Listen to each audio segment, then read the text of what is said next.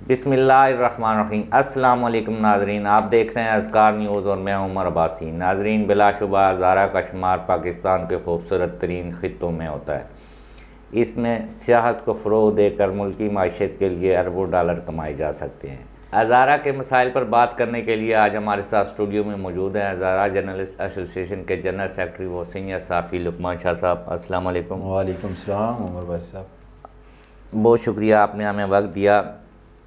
سب سے پہلے تو یہ بتائیں شاہ صاحب کہ ہزارہ اب تک نظر انداز کیوں ہے؟ بسم اللہ الرحمن الرحیم۔ عمر بھائی صاحب، ہزارہ کے نظر انداز ہونے کی بنیادی وجہ ہزارہ کی مقامی قیادت ہے۔ دیکھیں، نظر انداز اسے نہیں ہونا چاہیے تھا، اس لیے کہ اس ہزارہ کے آپ کے وزیر اعلیٰ بھی رہے ہیں، آپ کے خود علاقے کے سردار مہتاب صاحب وزیر اعلیٰ بھی رہے ہیں، گورنر بھی رہے ہیں، پیر صابر شاہ صاحب آپ کے وزیر اعلیٰ بھی رہے ہیں، اب سینیٹر ہیں۔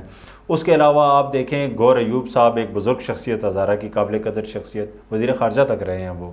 اس کے علاوہ مذہبی امور کے وزیر ہزارہ سے، اب اسپیکر قومی صوبائی اسمبلی ہزارہ سے، یعنی مختلف وزارتوں پہ ان لوگوں نے مزے کیے ہیں، عیاشیاں کی ہیں، عہدوں پہ براجمان رہے ہیں، لیکن ہزارہ کی عوام کے لیے کچھ کرتے ہوئے شاید یہ گھبراتے تھے، یا اپنی آواز ایوانوں میں صحیح طریقے سے پہنچا نہیں سکتے تھے، صحیح طریقے سے بیان نہیں کر سکتے تھے۔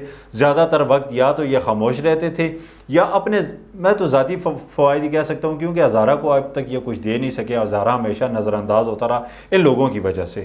اگر یہ ہزارہ کے عوام کی آواز کو بہتر انداز سے پارلیمنٹ میں، سینٹ میں، صوبائی اسمبلی میں یہ پہنچا سکتے تو آج ہزارہ نظر انداز نہ ہوتا، بلکہ کے پی کے دیگر علاقوں کی طرح ہزارہ میں بھی ترقی کے مواقع ہوتے، لوگوں کی زندگی وہاں خوشحال ہوتی۔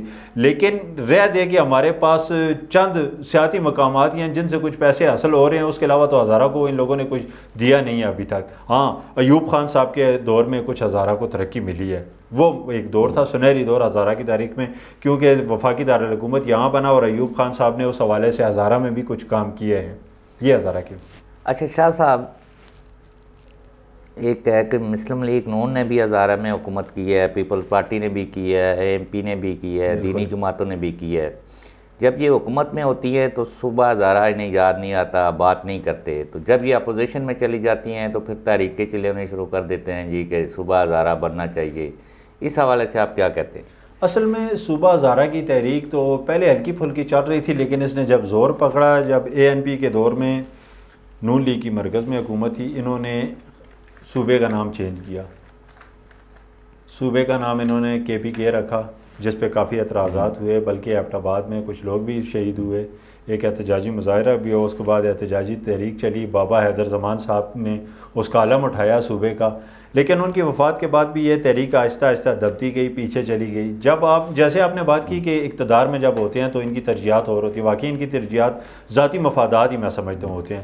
ہزارہ کی عوام کو بیوقوف بناتے ہیں میرا خیال ہے، بس بیوقوف تو بن رہی ہے عوام ایک عرصے سے، اس بنانے کی انہیں ضرورت بھی نہیں ہے، جیسے ہر الیکشن میں بن جاتے ہیں۔ وہ کنونشن ہوا کہ حکومت، جب حکومت میں ہوتے ہیں تو یہ صوبہ ہزارہ کا نام ہی نہیں لیتے، تو پھر تحریکیں شروع کر دیتے ہیں لوگوں کو اکٹھا شروع۔ اب صوبے میں حکومت پی ٹی آئی کی یہ دوسرا ٹینیور اس کا چل رہی ہے، اس سے پہلے مسلم لیگ نون کی تھی، دونوں چاہتی ہیں صوبہ بنے، دونوں کے ارکان نے قومی اسمبلی میں بل بھی پیش کیے ہوئے ہیں، ٹھیک ہے، ابھی سینٹ میں بھی ایک بل پیش ہونے والا ہے صوبہ ہزارہ کے حوالے سے، صوبائی اسمبلی میں بھی ان کی قراردادیں ہیں، لیکن سنجیدہ نہیں ہیں۔ اگر یہ سنجیدہ ہوتے تو صوبہ دونوں مل کے بنا لیتے، ابھی تو کوئی مسئلہ ہی نہیں تھا انہیں۔ جے یو آئی بھی چاہتی ہے، ان کا بھی اعلان ہے، چاہتی نہیں ہے اعلان ہے، نون لیگ کا بھی اعلان ہے۔ اچھا، نون لیگ کی آپ دیکھیں مریم نواز صاحبہ ہزارہ کی ہیں، ڈومیسائل کو ان کا ہزارہ کا بنتا ہے نا، ٹھیک ہے، وہ باہر کی تو نہیں ہے، لیکن مجال ہے کسی نے ایک لفظ بھی بولا ہو صوبہ ہزارہ پہ، صرف ہزارہ کی جو لوکل قیادت ہے وہ جب پوزیشن میں آتی ہے انہیں صوبہ ہزارہ یاد آ جاتا ہے، وہ باہر نکل آتے ہیں صوبہ ہزارہ کے نعرے لگانے، اور اس میں کوئی سنجیدگی ہے نہیں۔ میں خود اسے اب سنجیدہ نہیں لیتا، صوبے کی تحریک کو سنجیدگی نہیں ہے ان میں۔ اچھا، ہزارہ سیاحتی مقامات کون کون سے ہیں، اور اگر سرکار ان پر توجہ دے تو بڑا سرمایہ حاصل ہو سکتا ہے؟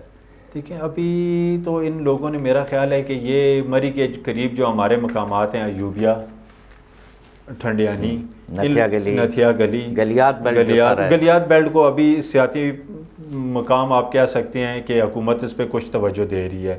اس کے علاوہ ناران کا آغان ہے جو یعنی کہ ایک پاپولر ہیں، لوگوں میں مشہور ہیں، لیکن اس کے علاوہ بہت بڑی بڑی جگہ ہیں ہزارہ میں۔ ہم ایک دفعہ ہم نے سفر کیا، 3 دن ہم پیدل گئے چوڑ ویلی جسے کہتے ہیں، خود عمران خان صاحب بھی وہاں ہیلی کاپٹر کے ذریعے جا چکے ہیں. بہت خوبصورت ویلی ہے. اس کے علاوہ موسیٰ کا مسئلہ آپ دیکھیں, یہ بھی مانسہرہ میں ہے. اس کے علاوہ دریائے سندھ سارا مانسہرہ سے تقریباً بڈگرام سے مانسہرہ کی حدود آگے جا کے یہ سارا ہزارہ سے گزرتا ہے, جا کے تربیلا ڈیم. اس پہ خوبصورت آپ مقامات بنا سکتے ہیں, سیاحتی لوگوں کو بلا سکتے ہیں, ضرب مبادلہ کما سکتے ہیں. ایبٹ آباد میں بہت خوبصورت جگہ ہیں. اس کے علاوہ بڈگرام میں, الائی میں, آپ جہاں کوستان تک جائیں یہ خوبصورت سلسلہ ہے. برفانی بھی ہے اس میں, دریا بھی ہیں اس میں, سرسبز وہ میڈوز بھی ہیں, پہاڑی کے اوپر میدان ہے, بہت خوبصورت میدان ہے, لیکن توجہ نہیں ہے, توجہ نہیں دیتی حکومت. اچھا, یہ گلیات میں مشپوری کا ایک ٹاپ اسٹیشن ہل ٹاپ ہے, اس کے علاوہ ایک اکلوتی جو چیئر لفٹ تھی ایوبیا میں وہ ایکسپائر ہو گئی ہے ایک قسم کی, کہ وہ جس کی میعاد پوری ہو گئی ہے, بند ہو گئی ہے. اب گورنمنٹ کی طرف سے اس پر کوئی توجہ نہیں دی گئی کہ اس کو کیا کرنا ہے, آگے چلانا ہے نہیں چلانا, کیا کرنا ہے. گورنمنٹ نے جتنی باتیں کی ہیں اتنا عمل درآمد. یا تو عمران خان صاحب کی بات کو ان کی اپنی کیبنٹ, ان کی اپنی صوبائی حکومت سنجیدہ نہیں لے رہی, لگتا تو یہی ہے, کیونکہ وہ چاہتے ہیں سیاحت کو فروغ دائے. بلین ٹری انہوں نے شروع کیا, وہ بھی اتنی سنجیدگی کا مظاہرہ صوبائی حکومت نے اس میں نہیں کیا. ٹھیک ہے, سیاحت کے فروغ کے لیے بھی صوبائی حکومت اب تک خاموش ہے, اور خاص کر ہمارے ہزارہ کے نمائندے تو بالکل خاموش ہیں. صوبائی حکومت کو ہم کیا شکوہ کریں, ہم اپنے لوگوں سے کر رہے ہیں جو وہاں بیٹھے ہیں, سینٹ میں اس وقت بیٹھے ہیں, قومی اسمبلی میں, صوبائی اسمبلی میں وزارتوں کے مزے لے رہے ہیں, وہ بالکل خاموش ہیں. اگر وہ چاہیں تو ہزارہ کا یہ جاری کس سے کوستان تک بہت خوبصورت علاقے ہیں, یہاں سیاحتی مقامات یہ بنا لے تو اربوں ڈالر یہاں سے مل سکتے ہیں. ایک تو پرامن خطہ ہے, یہاں پہ دہشت گردی کی لہر نہیں ہے ہزارہ میں, یہ اللہ کا شکر ہے. لوگ مہمان نواز ہیں, لوگ خیال رکھنے والے, جہاں سے آپ جو بھی سیاح جاتے ہیں ان کا لوگ بہت خیال رکھتے ہیں, نہ کسی سے جھگڑا کرتے ہیں, نہ کوئی اور ٹینشن ہے لوگوں کو. لیکن حکومت کی عدم توجہ جسے کہتے ہیں, عدم توجہ سے وہاں پیسے حاصل نہیں ہو رہے گورنمنٹ کو. مقامی لوگ تو پھر کچھ روزگار اپنا پا رہے ہیں, لیکن گورنمنٹ جو سرکاری سطح پہ سیاحت کو فروغ دینا چاہیے وہ کام نہیں ہو رہا بالکل بھی. اچھا, ہزارہ کی جو ترقی ہے, سی پیک اس میں کیا کردار ادا کر سکتا ہے؟ سی پیک کا بہت بڑا کردار ہے. ایک آپ دیکھیں فاصلے سمٹ گئے ہیں. یہاں سے آپ اگر پنڈی سے کوئی مانسہرہ یا بڈگرام جاتے تھے آپ کے 8 گھنٹے لگتے تھے, اب آپ 2 گھنٹے میں جاتے ہیں. آپ کی اپنی گاڑی ہو تو دن میں آپ 2 چکر بھی لگا سکتے ہیں. سیاحت کے لیے آپ دیکھ لیں, آپ کے قریبی یہ جو اسٹیشن ہے پہلا برف باری مری ہوتی ہے, یہاں کتنی رش ہوتی ہے.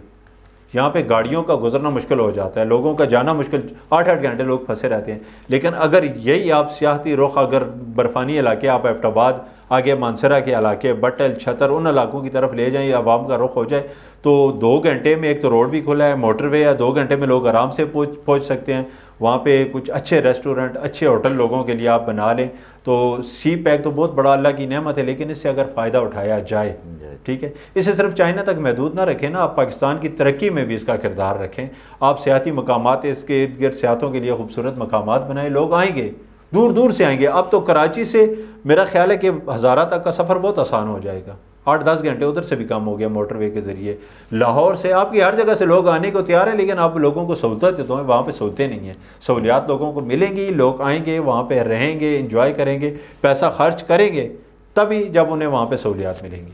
بہت شکریہ صاحب, آپ نے ہمارے پروگرام میں شرکت کی. ناظرین, اگلے پروگرام تک اجازت دیجیے. اللہ نگہبان.